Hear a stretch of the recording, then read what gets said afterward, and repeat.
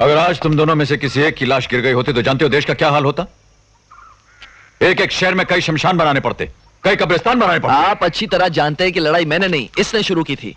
आप सांप को दूध पिलाएंगे तो वो क्या डसना छोड़ देगा? सुन लिया आपने? परवरदिगार की कसम, करीम इसकी जुबान काटकर आपकी खातिर मैं इसे जिंदा छोड़ रहा हूं। ओए, पहले अपनी जिंदगी की फिक्र कर। पुलिस की हिरासत में पड़ी हुई लाश तेरे लिए फांसी का फंदा। बस बस, देखो तुम दोनों मेरे दो हाथ हो, किसको कट जाने दो। दाहिना कटेगा तो मेरा कटेगा, बायां कटेगा तो मेरा कटेगा। खून के प्यासे दो हाथ लेकर आप जाग तो सकते हैं, लेकिन जिस दिन सोए उस दिन एक कटा हुआ मिलेगा। तो मैं भी आज कसम खाता हूं करीम, जब तक शीशे में पड़ी दरार को मैं जोड़ न दूं तब तक एक पलक नहीं सोऊंगा। कानूनन तुम दोनों मुजरिम हो, लेकिन फिर भी आज तुम दोनों को छोड़ता हूं। जाओ, एक साथ जाओ और अपनी आंखों से देखो कि मैं सो रहा हूं या जाग रहा हूं।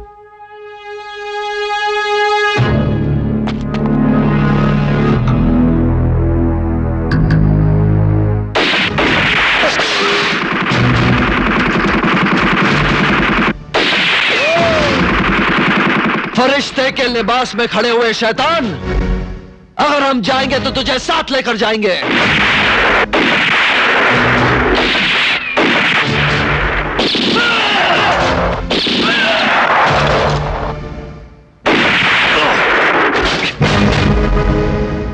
करीम, हरी, यही है हमारे दुश्मन, इनमें से एक भी बचने न पाए। ये लोग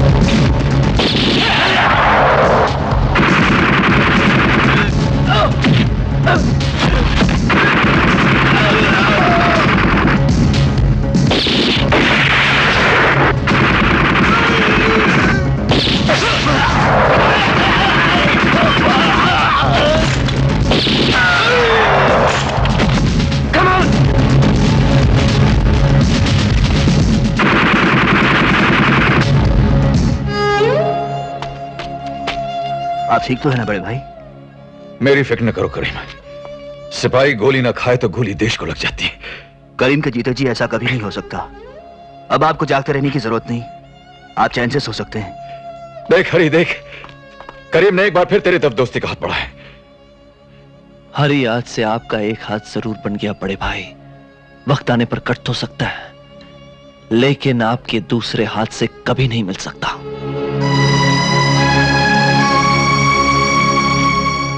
क्या बक रहा है डॉक्टर? निकी वाली लाश कुछ घंटों में जिंदा हो जाएगी।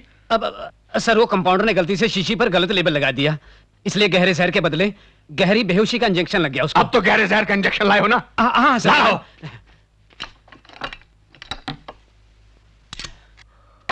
ये देखिए, ये लीजिए।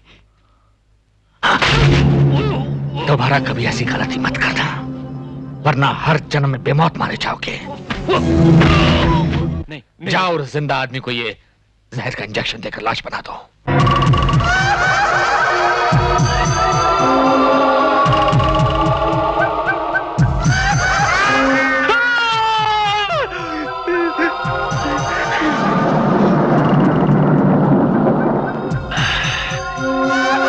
अच्छे, बहुत अच्छे। अरे लोटा राम, मैंने तुझे कहा है कि कोई भूत भूत नहीं होते। होते पूछिए, आप मुझे छोड़ दीजिए, मैं तो अपने आप को दिलासा दे रहा था। झूठ बोलता है तू। मुझे आप बोलते भी हैं। मुझे छोड़ दीजिए प्लीज, वरना मेरा हाथ पे हो जाएगा, मैं इन्हीं लोगों के बीच में सुला दिया जाऊंगा। प्लीज। इतनी जल्दी तू नहीं मर सकता।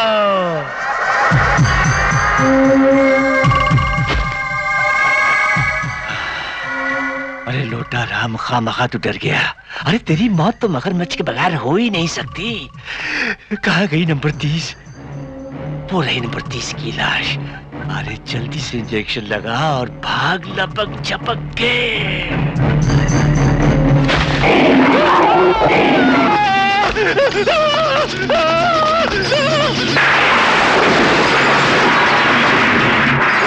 मैं आपके हाथ जोड़ता हूँ, इस बार मुझे जाने दीजिए, वरना वो मुझे खा जाएगा। खाऊंगा तो तेरे को मैं। अरे मेरे को तू मेरा देवा ने बचाया। क्या देवा? वरना तुम लोग तो साला मेरे को मार ही दिया था है? उधर क्या देखता है रे? इधर पिस्तौल।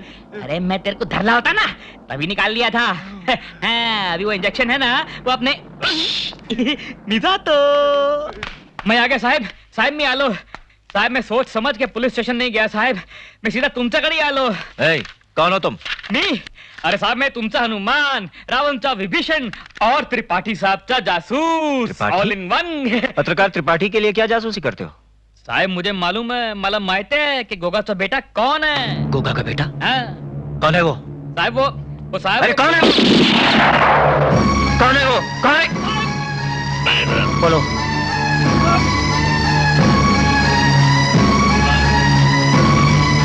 हाँ अमर, अमर तू फौरन यहाँ आ जाओ। करीम के सर से सारे इल्जाम हट गए हैं। और सुनो, गुगा के बेटे तक पहुंचने की एक हल्की सी किरण नजर आ रही है।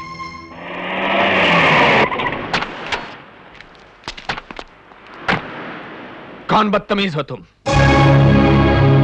तुम्हें यह भी नहीं मालूम कि ब्रिजभान के घर के अंदर हाथ बांधे और सर झुकाए आ जाता है? ड्यूटी पर आए पुलिस अफसर को इसकी जरूरत नहीं पड़ती। मैं आपकी बाहर खड़ी वैन की तलाशी लेने आया हूं। तुम काफी छोटे पुलिस ऑफिसर लगते हो, वरना तुम्हें यह बात यकीनन मालूम होती कि इस घर में बड़े से बड़ा पुलिस ऑफिसर सिर्फ बख्शीश मांगने आता है। इस छोटे पुलिस अफसर को यह बात तो यकीनन मालूम है कि जितना बड़ा चोर हो वो उतनी बड़ी रिश्वत देने की कोशिश करता है। मैं चाहूं तो अभी इसी वक्त तुम्हें हथकड़ी पहना सकता हूं। अपनी जान की खैरियत चाहते हो तो चुपचाप यहां से चले जाओ, वरना इतने बड़े घर में तुम आ तो गए हो, लेकिन यहां से बाहर जाने का रास्ता नहीं मिलेगा। मेरे शक को यकीन में न बदलो ब्रजभान, वरना इतनी बड़ी कोठरी में पहुंचा दूंगा कि तुझे तो खुद भी छोटा लगने लगेगा और तेरा ये बड़ा घर भी। लोहे के चने चबाओगे तो दांत टूट जाएंगे। मैं बचपन से ही लोहे के चने चबाता रहा हूं ब्रजभान।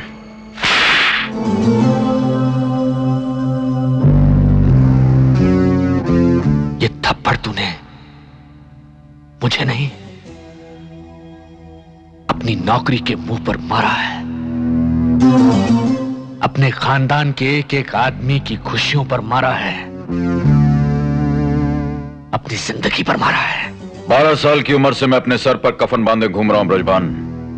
अब अगर एक लफ्ज भी बोले तो तुम्हारे हाथ में हथकड़ियां पहना दूंगा। चाबी।